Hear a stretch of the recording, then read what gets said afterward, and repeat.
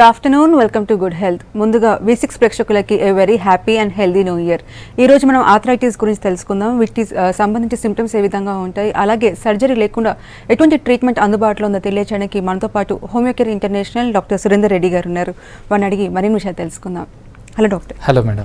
So arthritis గురించి చెప్పండి. అసలు ఆర్థరైటిస్ అంటే ఏంటి, వాటిలో టైప్స్ చెప్పండి. జనరల్గా ఆర్థరైటిస్ ఏదైతే ఉంటుందో ముఖ్యంగా కీళ్ళ నొప్పులు అని అంటాం అనమాట. సో కీళ్ళ నొప్పుల్లో ఏంటంటే చాలా రకాల కీళ్ళ నొప్పులు ఉంటాయండి. మెయిన్గా బేసిక్గా ఏంటంటే మనం ఎక్కువగా చూసేది కామన్గా మనకు జనరల్గా ఏజ్ రిలేటెడ్ తోటి వచ్చే కంప్లైంట్స్ ఏవైతే ఉంటాయో, కీళ్ళ నొప్పులు ఏవైతే ఉంటాయో ఇవే స్పెసిఫిక్గా గమనించడం జరుగుతుంది. సో ఇలాంటి కంప్లైంట్స్లో జనరల్గా వచ్చేసి చాలా వెరైటీస్ ఆఫ్ ఆర్థరైటిస్ అనేవి ఉంటాయన్నమాట. మెయిన్గా వచ్చేసి ఆస్టియో ఆర్థరైటిస్ అని అంటారు. సో ఆస్టియో ఆర్థరైటిస్ అంటే అందరికీ తెలిసిన మోకాల నొప్పులు, మెడ నొప్పి, నడుము నొప్పి, దీంతో పాటు భుజాల నొప్పులు. సో ఇట్లాంటివన్నీ ఏవైతే ఉంటాయో జనరల్గా వచ్చేసి మనం ఆర్థరైటిస్లో ఎక్కువగా చూడడం జరుగుతుంది. సో ఒక సర్టన్ ఏజ్, ఒక 40-45 ఇయర్స్ తర్వాత జనరల్గా ఏంటంటే బాడీలో కాల్షియం ఏదైతే ఉంటుందో కాల్షియం అనేది తగ్గిపోవడం, దీంతో పాటు ఎముకలు అనేవి చాలా వరకు మెత్తబడడం, తర్వాత చాలా వరకు నడిచినప్పుడు, కూర్చున్నప్పుడు, మెట్లు ఎక్కేటప్పుడు, దిగేటప్పుడు, బరువులు మోసేటప్పుడు, సో లాంగ్ స్టాండింగ్గా నడుస్తున్నప్పుడు, సో చాలా వరకు నుంచొని పని చేసుకునే వాళ్ళలో, సో ఇట్లాంటి వాళ్ళలో ఏమవుతుందంటే మోకాల నొప్పులు రావడం కానీ, లేకపోతే భుజం నొప్పి రావడం కానీ, మెడ నొప్పి రావడం కానీ, నడుము నొప్పి రావడం కానీ, సో ఇవన్నీ కామన్గా మనం గమనించడం జరుగుతుంది. సో వీటిలో ముఖ్యంగా ప్రధానంగా ఏంటంటే వయసు పైబడిన తర్వాత బాడీలో ఎముకకి మధ్యలో మనకి ఏంటంటే కార్టిలేజ్ అనేది ఉండడం జరుగుతుంది. సో ఈ కార్టిలేజ్ ఏదైతే ఉందో కార్టిలేజ్ అనేది పూర్తిగా తగ్గిపోవడం. సో ఈ వెయిట్ బేరింగ్ జాయింట్స్ ఏవైతే ఉంటాయో, అంటే వెయిట్ తోటి ఎక్కడెక్కడైతే ప్రెషర్ పడుతుందో, సో ఆ ఎముకకి మధ్యలో ఉన్న కార్టిలేజ్ ఏదైతే ఉందో ఆ కార్టిలేజ్ అనేది పూర్తిగా అరిగిపోవడం జరుగుతుంది. సో ఒకసారి అరుగుదల ఏదైతే ఉంటుందో ఈ అరుగుదల అనేది వయసు పైబడిన వాళ్ళలో ఎక్కువగా కనిపించడం జరుగుతుంది. సో దీన్నే మనం ఆస్టియో ఆర్థరైటిస్ అని అంటారనమాట. సో ఇది వచ్చేసి మనకు 45 ఇయర్స్ దగ్గర నుంచి ఈవెన్ కొంతమందిలో ఎర్లీ స్టేజెస్లో కూడా రావడం జరుగుతుంది. కొందరికి ఈవెన్ 30-35 ఇయర్స్ తర్వాత కూడా జనరల్గా స్టార్ట్ అవ్వడం జరుగుతుంది. సో వీటిల్లో మనం లక్షణాలు గమనిస్తే కొందరికి ఏంటంటే వాపు రాక రావడం, నడుస్తున్నప్పుడు పెయిన్ రావడం, కొందరికి మెట్లు ఎక్కేటప్పుడు, దిగేటప్పుడు చప్పుళ్ళు వస్తూ ఉండడం, టక్ టక్ మన శబ్దాలు రావడం. సో ఇట్లాంటి కండిషన్స్ అన్ని జనరల్గా ఏంటంటే ఆస్టియో ఆర్థరైటిస్లో ఎక్కువగా రావడం జరుగుతుంది. సో ఎర్లీ మార్నింగ్ అవర్స్లో కూడా కొంతవరకు ఏంటంటే స్టిఫ్నెస్ ఎక్కువగా ఉంటుంది. సో స్టిఫ్నెస్ ఏదంటే మనకు ఒక హాఫ్ అన్ అవర్ పాటు ఉండడం, లేదా కొద్దిసేపు నడుస్తున్నప్పుడు ఫస్ట్ మూమెంట్ ఏదైతే ఉంటుందో ఫస్ట్ మూమెంట్ కొంతవరకు పెయిన్ఫుల్గా ఉండడం. సో ఇట్లాంటి లక్షణాలు ఎక్కువగా కనిపించడం జరుగుతుంది. సో వీటిల్లో first grade osteo arthritis, second grade osteo arthritis, third grade osteo arthritis అని అంటాం అనమాట. సో ఈ ఆస్టియో ఆర్థరైటిస్లో ఫస్ట్ పెయిన్ సివియారిటీ ఏదైతే నడవంగానే ఒక హాఫ్ అన్ అవర్ పాటు నడిస్తే కొంతవరకు పెయిన్ రావడం, రెస్ట్ తీసుకుంటే పెయిన్ సివియారిటీ సబ్సైడ్ అయిపోవడం. సో ఇవన్నీ మనకి ఏంటంటే ఆస్టియో ఆర్థరైటిస్లో ఎక్కువగా గమనించడం జరుగుతుంది. వేరే సెకండ్లో ఏంటంటే మనకు రుమటైడ్ ఆర్థరైటిస్ అని అంటారు. దీన్ని కీళ్ళ వాతం అని అంటాం అనమాట. సో ముఖ్యంగా ఏంటంటే చిన్న వయసులో వచ్చే జాయింట్ పెయిన్స్, దీంట్లో ముఖ్యంగా చిన్న జాయింట్స్ ఏవైతే ఉంటాయో చిన్న జాయింట్స్లో ఎక్కువగా ప్రభావం అనేది చూపించడం జరుగుతుంది. మూడవది వచ్చేసి గౌట్ ఆర్థరైటిస్ అని అంటారు అనమాట. ఎక్కువగా నాన్ వెజ్ ఎవరైతే తీసుకుంటారో, హై ప్రోటీన్ ఫుడ్స్ ఎవరైతే తీసుకుంటారో అట్లాంటి వాళ్ళలో ఈ గౌటీ ఆర్థరైటిస్ ఎక్కువగా రావడం జరుగుతుంది. సోరియాసిస్ని ఎవరైతే నెగ్లెక్ట్ చేస్తారో అట్లాంటి వాళ్ళలో వచ్చేదాన్ని సోరియాటిక్ ఆర్థరైటిస్ అని అంటారు. ఇవే కాకుండా ఇన్ఫెక్టివ్ ఆర్థరైటిస్, టీబీ వలన వచ్చే జాయింట్ పెయిన్స్, సో ఇవన్నీ కూడా మనకి ఏంటంటే ఈ ఆర్థరైటిస్లో ఒక భాగం అండి. ఓకే, హైదరాబాద్ నుంచి కాలర్ ఉన్నారు. హలో. హలో, నమస్తే అండి. నమస్తే మేడం. చెప్పండి, ప్రాబ్లం చెప్పండి, డాక్టర్ గారు ఉన్నారు. మేడం నా ఏజ్ వచ్చేసి ఇప్పుడు 24 ఇయర్స్ మేడం. ఓకే. ఇది అంటే ఒక్కొక్కసారి ఏమవుతుందంటే ఈ కాళ్ళ నొప్పులు అనేది విపరీతంగా వస్తున్నాయి అన్నమాట. ఓకే, ఎప్పటి నుంచి వస్తున్నాయమ్మా? అంటే 1 ఇయర్ నుంచి అలాగే కొంచెం బాగా పెయిన్స్ అనేది వస్తున్నాయి. ఓకే. అంటే వస్తే ఒక్కోసారి చాలా ఎక్కువ వస్తాయి, దానివల్ల ఒక్కోసారి టాబ్లెట్స్ ఇచ్చి వేసేసుకుంటాను, నైట్ టాబ్లెట్ అట్లాంటివి చేసుకొని వేసుకుంటాను. ఓకే. దీనికి ఏమైనా సొల్యూషన్ చెప్తారండి? మీ ఏజ్ ఎంతమ్మా? నా ఏజ్ వచ్చి 24 ఇయర్స్ అండి. 24 ఇయర్స్. ఈ పెయిన్ సివియారిటీస్ ఎప్పటి నుంచి వస్తున్నాయమ్మా? వస్తున్నాయండి 1 ఇయర్ నుంచి అట్లా. 1 ఇయర్ నుంచి. దీనికి సంబంధించిన కీళ్ళ నొప్పులకు సంబంధించిన ఏదైనా ట్రీట్మెంట్ కానీ డాక్టర్ కానీ కన్సల్ట్ అయ్యారా మీరు? లేదండి, ఇంతవరకు అయితే నేను కన్సల్ట్ అవ్వలేదు. ఓకే. జనరల్గా ఏంటంటే అమ్మా ఈ బాడీలో ఎందుకు జాయింట్ పెయిన్స్ వస్తున్నాయని ఫస్ట్ తెలుసుకోవాలమ్మా. సో జాయింట్ పెయిన్స్కి సంబంధించిన కొన్ని రకాల ఇన్వెస్టిగేషన్స్ ఉంటాయి. అంటే వీటిలో ముఖ్యంగా ఏంటంటే బాడీలో జనరల్గా వచ్చేసి ఆస్టియో ఆర్థరైటిస్ అని అంటారు. ఇదేంటంటే ఎర్లీ స్టేజెస్లో వస్తుంది, బిలో 30 ఇయర్స్ లోపల జనరల్గా చాలా తక్కువ మందికి వస్తుందమ్మా. వేరేస్ రుమటైడ్ ఆర్థరైటిస్ అనేది ఎక్కువగా వచ్చే అవకాశం ఉంటుంది. రెండవది వచ్చేసి మీకు గౌటీ ఆర్థరైటిస్ అనేది ఎక్కువగా వచ్చే అవకాశం ఉంటుంది. సో ఇది మనకేంటంటే రుమటైడ్ ఆర్థరైటిస్ ఉందా, గౌటీ ఆర్థరైటిస్ ఉందా, లేకపోతే ఇన్ఫెక్టివ్ ఆర్థరైటిస్ లాంటి కండిషన్స్లో కొందరికి ఏంటంటే ఏసోటైటర్స్ సిఆర్పి ఇలాంటివి కూడా పాజిటివ్గా ఉంటాయి. లేదా యాంకలైజింగ్ స్పాండిలోసిస్ అని అంటాం అనమాట. సో ఇట్లాంటి ఆటో ఇమ్యూన్ డిజార్డర్స్లో ఎక్కువగా చిన్న వయసులోనే ఎక్కువగా ఇలాంటి ప్రభావం అనేది ఎక్కువగా చూపించే అవకాశం ఉంటుంది. సో మీకు వస్తున్న జాయింట్ పెయిన్స్కి సంబంధించి కాల్షియం డెఫిషియన్సీ ఉన్నా కూడా, లేకపోతే బాడీలో విటమిన్ డి డెఫిషియన్సీ ఎక్కువగా ఉన్నా కూడా జనరల్గా ఏంటంటే ఇలాంటి పెయిన్ సివియారిటీస్, తర్వాత మస్కులర్ పెయిన్స్ ఏవైతే ఉంటాయో, నడుస్తున్నప్పుడు కూర్చుంటున్నప్పుడు పెయిన్ సివియారిటీస్ ఏవైతే ఉంటాయో, రాత్రిపూట నొప్పుల తీవ్రత ఎక్కువగా రావడం, సో ఇలాంటి కండిషన్స్ అన్నీ ఎక్కువగా వచ్చే అవకాశం ఉంటుందమ్మా. మీరు ఒకసారి ఏమైనా రిపోర్ట్స్ చేయించుంటే ఆ రిపోర్ట్స్ తీసుకోనండి, లేదా ఆ రిపోర్ట్స్ తీసుకొని ఒకసారి వచ్చి కన్సల్ట్ అవ్వండి మీకు దగ్గరలో ఉన్న బ్రాంచెస్లో.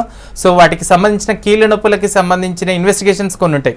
ఆ ఇన్వెస్టిగేషన్స్ అనేవి చేయించుకొని డాక్టర్కి కన్సల్ట్ అవ్వండి. ప్రాపర్గా దీన్ని ఎవాల్యుయేట్ చేస్తే మనకేంటంటే జాయింట్ పెయిన్స్కి రావడానికి గల కారణాలు ఏంటో తెలుస్తాయి. సో దీన్ని బట్టి ట్రీట్మెంట్ తీసుకునేదానికి మీకు ఈజీగా ఉంటుందండి.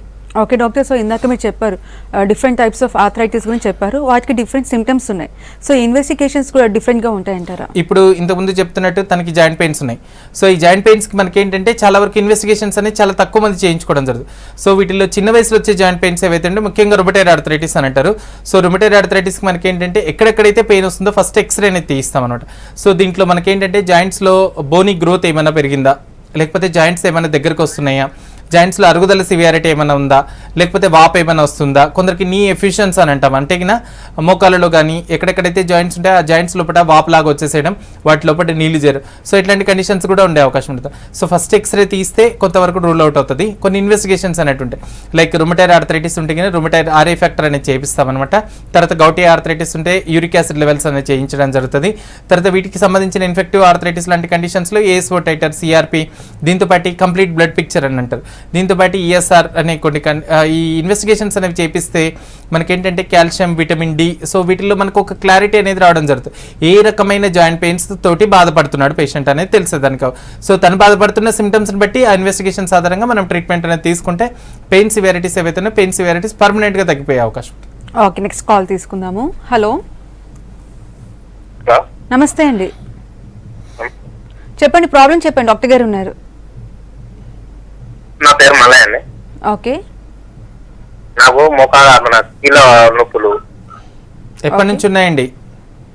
గత 5 సంవత్సరాల నుంచి ఉన్నాయి. ఓకే, సంవత్సరం అయితే అండి నేను ఈ హోమియోపతి మెడిసిన్ వాడబట్టి ఏం కంట్రోల్ అయితే లేదు. ఎక్కడ వాడుతున్నారు సార్? కరీంనగర్. కరీంనగర్ బ్రాంచ్లో వాడుతున్నారా? ఓకే, దీనికి సంబంధించి ఇన్వెస్టిగేషన్స్ అలాంటివి ఏమైనా చేయించుకున్నారా మీరు? దీనికి సంబంధించిన టెస్ట్లు అలాంటివి ఏమైనా చేయించుకున్నారా? ఎక్స్రే గిట్లా తీస్తే అరుగుతున్నాయని రిపోర్ట్ వచ్చింది, దాని గురించి పెట్టిన. ఓకే, వయసు ఎంత అండి? వయసు 35 సంవత్సరాలు. 30 సంవత్సరాలు. ఓకే, జనరల్గా ఏంటంటే బాడీలో కొంతవరకు ఏంటంటే కాల్షియం తగ్గినా, లేకపోతే ఎముకల్లో రుమటైడ్ ఆర్థరైటిస్ కండిషన్స్ ఉన్నా ఈ జాయింట్లలో పెయిన్ తీవ్రత ఏదైతే ఉంటుందో చాలా ఎక్కువగా ఉండడం జరుగుతుంది. సో దీనికి సంబంధించిన ట్రీట్మెంట్ తీసుకున్నప్పుడే మనకు పూర్తిగా తగ్గడం జరుగుతుందండి.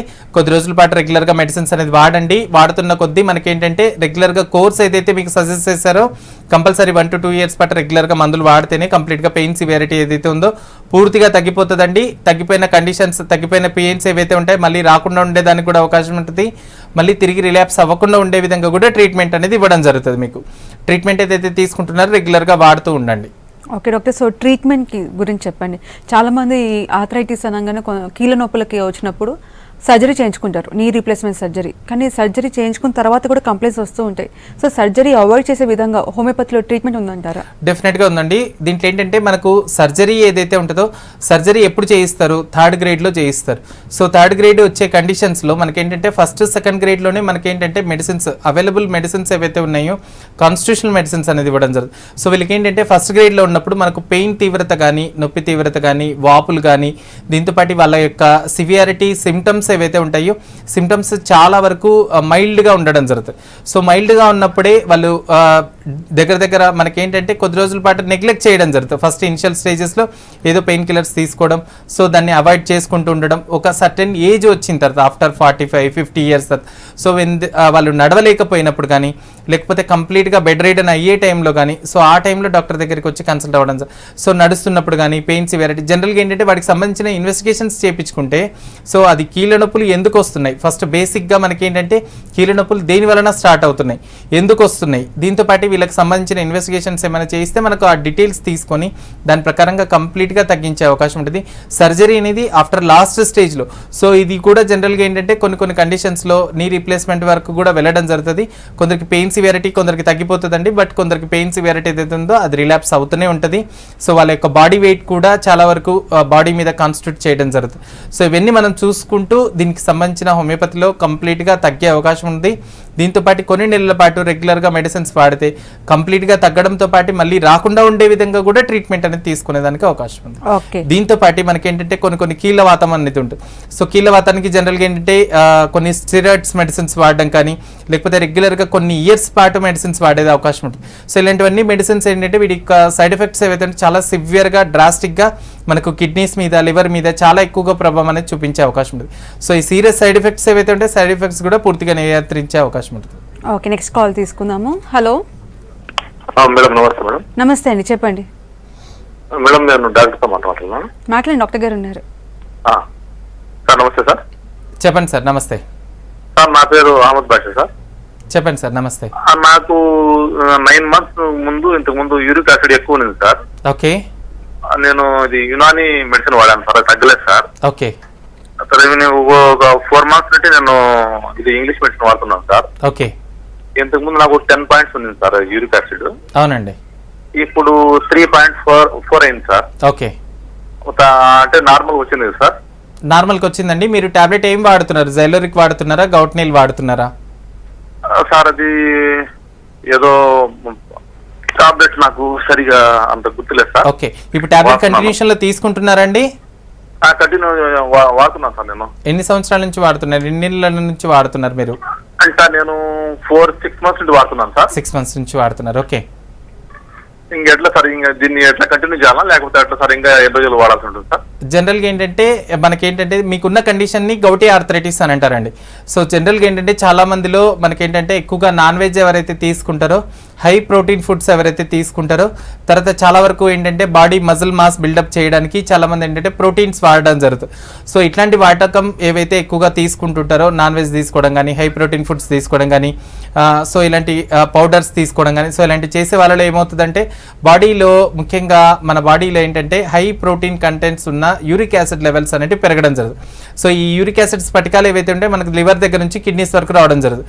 సో ఈ high density uric acid levels ఏవైతే ఉంటాయో మన కిడ్నీ లోపల నుంచి బయటకు వెళ్ళిపోవాలి. ఇది జనరల్గా వచ్చేసి మనకు వాటర్ ఎక్కువగా తీసుకోవడం. సో జనరల్గా చాలామంది వాటర్ అనేది తక్కువగా తీసుకోవడం వలన వీటిలో ఏమవుతుందంటే ఈ యూరిక్ యాసిడ్ లెవెల్స్ అనేది యూరిక్ యాసిడ్ అనేది ప్రాపర్గా బయటికి పంపించలేకపోవడం వలన మనకి ఏంటంటే ఈ కిడ్నీస్ లోపల నుంచి రక్తంలో తిరగడం జరుగుతుంటుంది. సో ఈ రక్తంలో తిరిగినప్పుడు మనకి ఏంటంటే జాయింట్స్ ఎక్కడెక్కడైతే ఉంటాయి, జాయింట్ స్పేసెస్లో ముఖ్యంగా కాలి బొట్టన వేలు దగ్గర, తర్వాత మోకాళ్ళ దగ్గర, తర్వాత చాలా వరకు జాయింట్ స్పేసెస్ ఏవేవైతే ఉంటాయో అక్కడ అన్ని చోట్ల ఈ డిపాజిట్స్ అయిపోవడం జరుగుతుంది. సో దీనివల్ల ఏంటంటే నడుస్తున్నప్పుడు, కూర్చుంటున్నప్పుడు, మెట్లు ఎక్కేటప్పుడు, దిగేటప్పుడు, సింపుల్గా వాక్ చేస్తున్నప్పుడు కూడా కూర్చుంటున్నప్పుడల్లా మనకి ఏంటంటే ఒక తెలియని అనీజీగా పెయిన్ సివియారిటీ అనేది ఎక్కువగా రావడం జరుగుతుంది.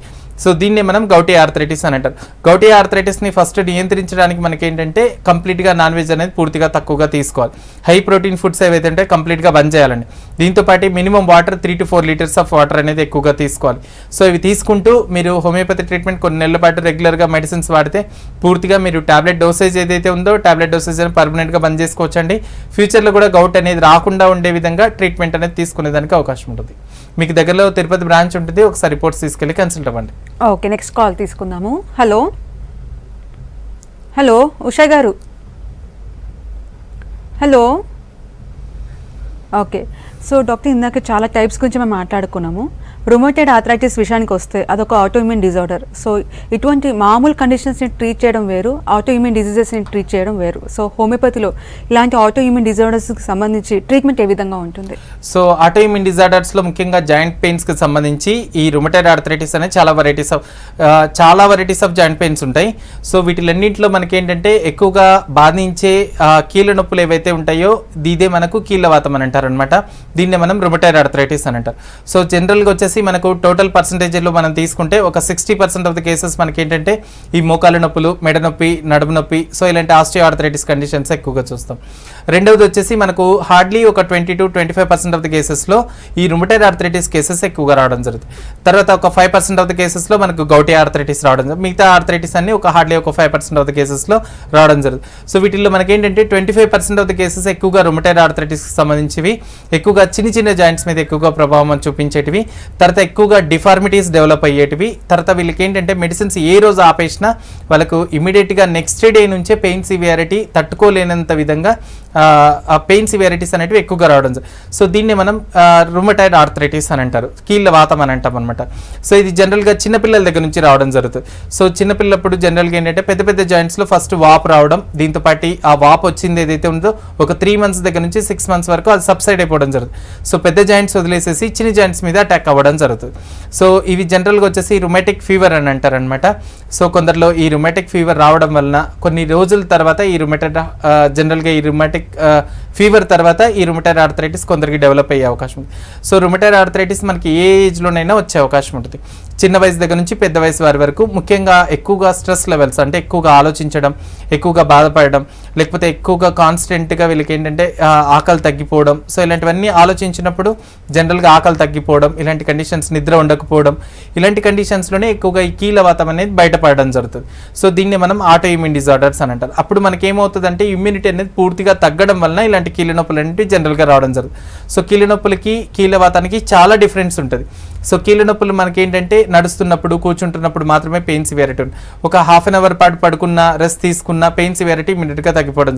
వేరే కీళ్ళవాతంలో ఏంటంటే ఎన్ని పెయిన్ కిల్లర్స్ తీసుకున్నా పెయిన్ కిల్లర్స్ వాళ్ళ యొక్క డ్యూరేషన్ ఏదైతే ఉంటుందో ఆ పెయిన్ కిల్లర్స్ డ్యూరేషన్ వరకు మాత్రమే పెయిన్ కిల్లర్స్ కానీ పెయిన్ పనిచేయడం కానీ ఇలాంటి జనరల్గా జరగడం జరుగుతుంది. ఒకసారి పెయిన్ కిల్లర్స్ యొక్క డ్యూరేషన్ అనేది అయిపోగానే ఇమీడియట్గా పెయిన్ సివియారిటీస్ బ్యాక్ వచ్చే అవకాశం. సో దీనికి సంబంధించిన ట్రీట్మెంట్ ఏదైతే ఉందో హోమియో కేర్లో పర్మనెంట్గా తగ్గే అవకాశం ఉంటుంది. ఓకే, నెక్స్ట్ కాల్ తీసుకుందాము. హలో హలో, నమస్తే అండి. నమస్తే అండి. చెప్పండి, ప్రాబ్లం చెప్పండి, డాక్టర్ గారు ఉన్నారు. అదే మా మిస్సెస్ కి మడవ నొప్పిగా వస్తుందండి. కూర్చొని లేవగానే కొద్దిగా నొప్పిగా వస్తుంది. ఓకే, ఎప్పటి నుంచి వస్తుందండి? ఇది ఒక 6 నెలల నుంచి వస్తుంది. ఓకే, కూర్చొని లెగిసినట్టుగా వస్తుంది, మళ్ళీ కొద్దిగా దూరం నడవగానే మళ్ళీ మామూలు అవుతుంది. ఒకసారి డాక్టర్ గారు చూపిస్తే ఇది దౌత్య పెరిగిందని అని అంటున్నారు. కొద్దిగా గౌటీ ఆర్థరైటిస్ అన్నారు. ఓకే, జనరల్గా ఏం చెప్పారండి సార్? అవసరం అయిపోయిందండి. ఓకే, జనరల్గా ఏంటంటే ఇవి టైప్ ఆఫ్ కీళ్ళ నొప్పులు అండి. సో జనరల్గా వచ్చేసి ఒకసారి మీరు యూరిక్ యాసిడ్, తర్వాత CRP, ASO titer, RA factor ఇలాంటివి చేయించండి ఇన్వెస్టిగేషన్స్. ఒకసారి చేయించి రిపోర్ట్స్, జాయింట్ పెయిన్స్ ఎక్కడైతే వస్తున్నాయో ఒకసారి ఎక్స్రే చేయించి రిపోర్ట్స్ తీసుకొని వచ్చి కన్సల్ట్ అవ్వండి. జనరల్గా ఏంటంటే ఆస్టియో ఆర్థరైటిస్లో, తర్వాత గౌటీ ఆర్థరైటిస్లో ఇట్లాంటి పెయిన్ సివియారిటీస్ ఎక్కువగా రావడం జరుగుతుంది.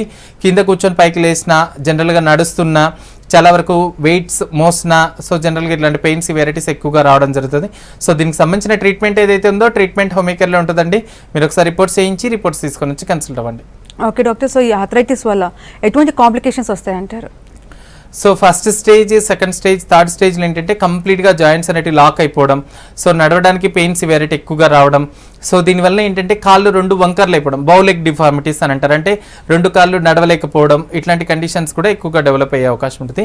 సో దీనికి సంబంధించిన ట్రీట్మెంట్ ఏదైతే ఉందో హోమియోపతిలో ఇనిషియల్ స్టేజెస్లో రెగ్యులర్గా కొన్ని నెలల పాటు రెగ్యులర్గా వాడితే సివియారిటీ ఏదైతే ఉందో సివియారిటీ పూర్తిగా తగ్గే అవకాశం. జాయింట్ పెయిన్స్లో మనకి ఏంటంటే యాంకలైజింగ్ స్పాండిలోసిస్ ఇట్లాంటి వాటిల్లో మనకి ఏంటంటే కాంప్లికేషన్స్ ఎక్కువగా వచ్చే అవకాశం ఉంటుంది.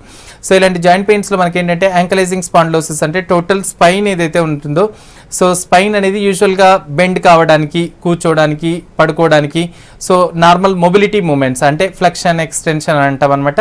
ఈ రొటేషన్స్కి జనరల్గా బాడీలో మూమెంట్స్, ఈ జాయింట్స్ అనేవి పనిచేయడం.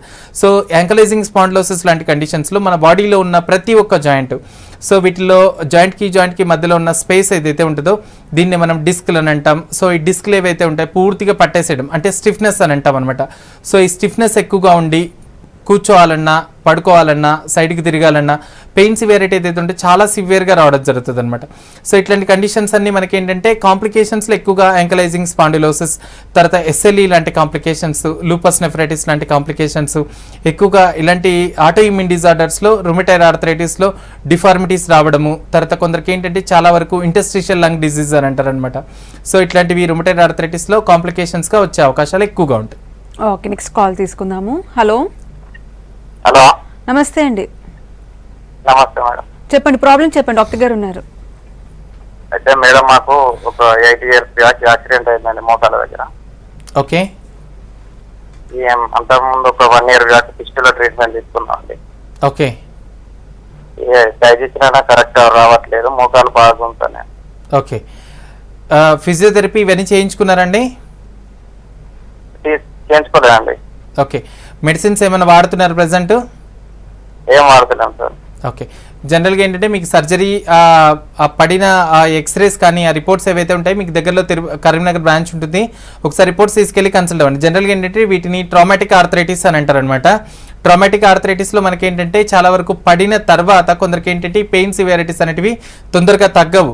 రెండవది ఏంటంటే జాయింట్స్ ఏవైతే అంటే 2 ఫ్యూజ్ అయిపోయి కూడా పెయిన్ సివియారిటీస్ ఎక్కువగా రావడం జరుగుతుంది. మీకు ఎక్కడ దెబ్బ తగిలింది, ఏ జాయింట్స్ బ్రేక్ అయినాయి, ఏ జాయింట్స్ ఫ్రాక్చర్ అయినాయి, ఇవి కూడా చూసుకొని దీనికి సంబంధించిన ట్రీట్మెంట్ అనేది ఇవ్వడం జరుగుతుంది. మీరు ఒకసారి రిపోర్ట్స్ తీసుకొని మీకు దగ్గరలో కరీంనగర్ బ్రాంచ్ ఉంటుందండి, లేదా నిజామాబాద్ బ్రాంచ్ ఉంటుంది, ఒకసారి రిపోర్ట్స్ తీసుకెళ్ళి కన్సల్ట్ అవ్వండి. వీటిని చూసి ప్రాపర్గా అనాలిసిస్ చేసి దీనికి సంబంధించిన ట్రీట్మెంట్ అనేది ఇవ్వడం జరుగుతుంది. ఓకే డాక్టర్, సో ఈ వింటర్ సీజన్లో మార్నింగ్ స్టిఫ్నెస్ చాలా ఎక్కువగా ఉంటుంది, కనీసం వాకింగ్ చేయడం కూడా చాలా ఇబ్బంది పడుతూ ఉంటారు. సో ఇటువంటి వాళ్ళు ఎటువంటి కేర్ తీసుకోవాలంటారు? సో ఇట్లాంటి వాళ్ళు జనరల్గా ఏంటంటే వాతావరణం చల్లగా ఉన్నప్పుడు జనరల్గా ఒక 2 to 3 months పాటు పెయిన్ సివియారిటీస్ ఎక్కువగా ఉంటాయి. సో ఇలాంటి వాళ్ళలో మనం చేసుకోవాల్సింది ఏంటంటే రూమ్లో వార్మర్స్ లాంటివి పెట్టుకోవడం, రూమ్ వెచ్చగా ఉంచుకోవడం. చాలా వరకు ఏంటంటే చాలామంది పెయిన్ కిల్లర్స్ ఈ పెయిన్ సివియారిటీస్ తర్వాత చలికాలంలో తట్టుకోలేక చాలామంది ఎక్కువగా స్టీరాయిడ్స్ కన్జ్యూమ్ చేసుకోవడం, పెయిన్ కిల్లర్స్ రిపీటెడ్గా తీసుకోవడం, ఇలాంటిది ఎక్కువగా చేస్తుంటారు. సో వీటికి సంబంధించిన ఎక్సర్సైజెస్ కానీ లేకపోతే రూమ్ కొంచెం వామ్గా పెట్టుకోవడం, సో ఇలాంటివన్నీ చేస్తే చాలా వరకు మనకి ఏంటంటే ప్రికాషనరీ మెజర్స్ అనమాట. కాల్షియం ఫుడ్స్ ఎక్కువగా తీసుకోవడం, ఇలాంటివి చేస్తే చాలా వరకు మనం కాంప్లికేషన్స్ ఏవైతే ఉంటే కాంప్లికేషన్స్ని తర్వాత హెల్తీ లైఫ్ స్టైల్ని మెయింటైన్ చేసేదానికి అవకాశం ఉంటుంది. ఓకే, సో డైట్ పరంగా ఎటువంటి కేర్ తీసుకోవాలంటారు? ఇందాక చెప్పే కాల్షియం రిచ్ ఫుడ్ తీసుకోవాలనేసి, దాంతోపాటు ఇంకేం తీసుకోవాలంటారు? దీంతోపాటు అన్ని రకాల గ్రీన్ లీఫీ వెజిటబుల్స్ తీసుకోవచ్చు, దీంతోపాటు అన్ని రకాల ఫ్రూట్స్ కానీ అన్ని తీసుకోవచ్చు అండి.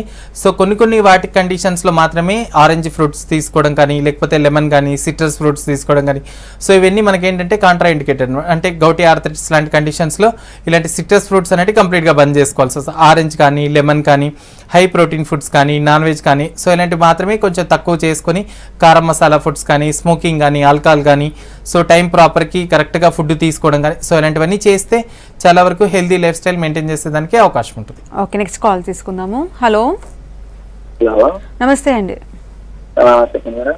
చెప్పండి ప్రాబ్లం చెప్పండి, డాక్టర్ గారు ఉన్నారు. అదే కింద గిరిగిలో మోకాలు నొప్పులు వస్తాయి మేడం. ఎప్పటి నుంచి వస్తున్నాయి సార్?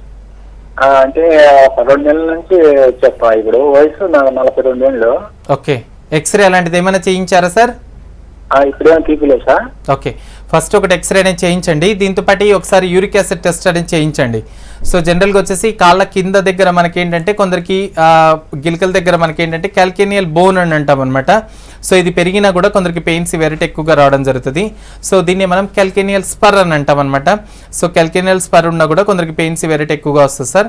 మీరు ఒకసారి ఎక్స్రే చేయించండి, ఎక్స్రేతో పాటు కాల్షియం టెస్ట్ ఒకసారి చేయించండి. దీనికి సంబంధించిన రిపోర్ట్స్ ఏవైతే ఉంటాయో మీకు దగ్గరలో తిరుపతి బ్రాంచ్ ఉంటుంది, ఒకసారి రిపోర్ట్స్ తీసుకెళ్ళి కన్సల్ట్ అవ్వండి. Okay doctor, so compare to males ఫీమేల్స్లో ఇటువంటి కీళ్ళ నొప్పుల ప్రాబ్లమ్స్ ఎక్కువగా కనిపిస్తూ ఉంటాయి, ఎందువల్ల అంటారు? సో జనరల్గా బిలో 40 years లోపల చాలా మందికి ఏంటంటే ఎక్సెస్ మెనరేజీ అని అంటారు, అంటే ఎక్సెసివ్ బ్లీడింగ్ అవ్వడం. సో ఈ కండిషన్స్ వలన చాలా మందికి యూట్రస్ దీనికి సంబంధించిన ఓవరీస్ ఇవన్నీ కంప్లీట్గా తీసేయడం జరుగుతుంది. ఇది ఒక కండిషన్ అండి. ప్రాపర్గా కాల్షియం అనేది తీసుకోకపోవడం, ల్యాక్ ఆఫ్ ఎక్సర్సైజెస్ ఉండడం, దీంతోపాటు వెయిట్ గెయిన్ ఎక్కువగా ఉండడం, సో ఇవన్నీ కాంట్రిబ్యూట్ చేస్తాయి.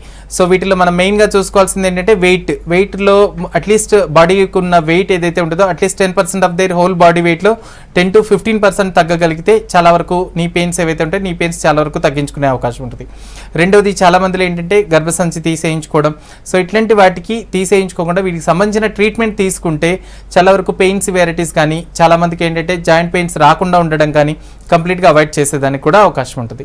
సో వీళ్ళ యొక్క బాడీ వెయిట్ ఏదైతే ఉంటుందో కంప్లీట్గా ఒక 10 to 15% of their whole body వెయిట్లో తగ్గడం కానీ, మినిమం వాకింగ్ ఎక్సర్సైజెస్ చేయడం కానీ, సో అట్లీస్ట్ ఒక 20 minutes ఎండలో కూర్చోవడం కానీ, విటమిన్ డికి ఎక్స్పోజ్ అవ్వడం కానీ, సన్లైట్ సోర్సెస్కి ఎక్స్పోజ్ అవ్వడం కానీ, ప్రాపర్గా కాల్షియం మెడిసిన్స్ తీసుకోవడం కానీ, కాల్షియం ఫుడ్స్ తీసుకోవడం కానీ, ఇలాంటివి చేస్తే చాలా వరకు బాడీలో హెల్తీ జాయింట్స్ అనేవి మెయింటైన్ అయ్యేదానికి అవకాశం ఉంటుంది. ఓకే. సో ఒకసారి ట్రీట్మెంట్ తీసుకున్న తర్వాత మళ్ళీ మానేసిన తర్వాత అంటే రికరెన్స్ ఉంటుందంటారా? లేదంటే రికరెన్స్ ఛాన్సెస్ చాలా తక్కువ ఉంటాయి హోమియోపతిలో. చాలా వరకు ఒకసారి పెయిన్ సివియారిటీ మనకి ఏంటంటే పెయిన్ కిల్లర్స్ ఇవ్వట్లేదు. సో బాడీలో మనకు గుజ్జు పెరగడానికి మనం ట్రీట్మెంట్ ఇస్తున్నాం. బాడీలో జాయింట్స్ ఎక్కడైతే అరుగుతున్నాయో అరుగుదలని నిలపడానికి మనం మెడిసిన్స్ ఇస్తున్నాం. బాడీలో ఎముకలు స్ట్రెంథెన్ అవ్వడానికి, కాల్షియం పెరగడానికి, బాడీలో ఎముకలు గ్రోత్ రావడానికి జనరల్గా ఈ మెడిసిన్స్ అనేవి సపోర్టివ్ చేస్తాయి.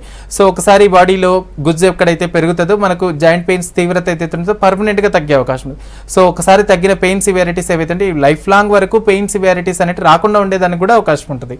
సో ఒకసారి మెడిసిన్స్ ఏవైతే హోమియోపతిలో కొన్ని నెలల పాటు రెగ్యులర్గా వాడితే పర్మనెంట్గా తగ్గిపోవడం జరుగుతుంది. మళ్ళీ ఫ్యూచర్లో కూడా రాకుండా ఉండే విధంగా కూడా అవకాశం ఉంటుంది. ఓకే. నల్గొండ నుంచి కాలర్ ఉన్నారు. Hello madam, good afternoon madam. Good afternoon అండి, చెప్పండి, ప్రాబ్లం చెప్పండి.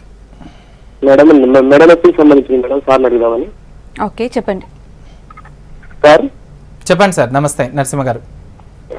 సార్, మెడ నొప్పి ఒక 2 months నుంచి మెడ నొప్పి లేస్తుంది సార్. ఓకే. అయితే ఒకసారి ఎక్స్రే చేపిస్తే కొంచెం బోన్ కొంచెం అరిగింది జాయింట్ అని చెప్పి అన్నాడు సార్. ఎక్కడ అరిగిందని చెప్పారండి? C3, C4, C5, C6. C6, C7 అన్నాడు సార్. ఎంత? ఓకే. ఎంఆర్ఐ ఏమైనా చేయించారండి? ఎంఆర్ఐ చేయించలేదు సార్. ఓకే. మెడిసిన్స్ ఏమైనా వాడారా ప్రెసెంట్? అంటే ఆడినా సార్, 1 month ఆడినా సార్. పెయిన్ సివియారిటీ తగ్గిందండి? కొంచెం తగ్గింది సార్. మళ్ళీ తిమ్మిర్లు కూడా వస్తున్నాయి సార్ దానివల్ల. ఓకే. జనరల్గా ఏంటంటే మనకు మెడలో మీకు వచ్చిందాన్ని సర్వైకల్ స్పాండిలోసిస్ అని అంటారు. కొందరికి ఏంటంటే డిస్క్ బల్జ్ కూడా కొంచెం స్లైట్గా రావడం జరుగుతుంది. సో మీకు ఏంటంటే C3 జనరల్ కామన్ సైట్స్లో మనకు మెడలో వచ్చే ఈ అరుగుదల ఏదైతే ఉందో C3, C4, C5, C6, C7 రీజన్స్లో జనరల్గా రావడం జరుగుతుంది. వీటిల్లో కూడా డిస్క్ బల్జ్ అనేది ఎక్కువగా రావడం జరుగుతుంది. సో మెడ తిప్పినా కానీ, పైకి చూసినా కానీ, బండి మీద డ్రైవింగ్ చేస్తున్నా కానీ, లేకపోతే కాన్స్టెంట్గా ఒకే పోస్టులో కూర్చొని సిస్టమ్ వర్క్స్ చేస్తున్నా కానీ, హెవీ వెయిట్స్ లిఫ్ట్ చేసినా కానీ జనరల్గా ఏంటంటే మెడలో ఎముకలు అనేది తొందరగా అరగడం జరుగుతుంది. వీటిల్లో కొందరికి డిస్క్ బల్జ్ కూడా ఎక్కువగా వచ్చే అవకాశం. ఇవి ఏంటంటే C3, C4, C5, C5, C6, C7 రీజన్స్లో కామన్గా అరుగుతాయి. సో వీటిలో డిపెండ్స్ అనమాట. కొందరికి మైల్డ్గా డిస్క్ బల్జ్ ఉంటుంది, కొందరికి మోడరేట్గా డిస్క్ బల్జ్ ఉంటుంది, కొందరికి సివియర్గా డిస్క్ బల్జ్.